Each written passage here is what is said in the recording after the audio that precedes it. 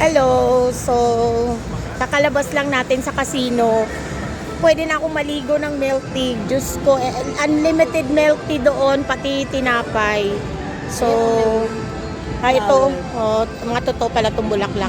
So, ikukwento ko lang yung experience ko. Grabe, pumasok kayo dito sa MGM. Unlimited milk tea talaga. Wala kahit ano, kahit hindi ka tatanungin kung ilang beses kang kumuha. As in, grabe talaga. Tapos ang sarap din ng tinapay nila, kaya lang nilagay ko na sa bag ng tinapay. Dahil sobrang busog na ako. So, yun. So, ito yung mga ano nila dito. Oh.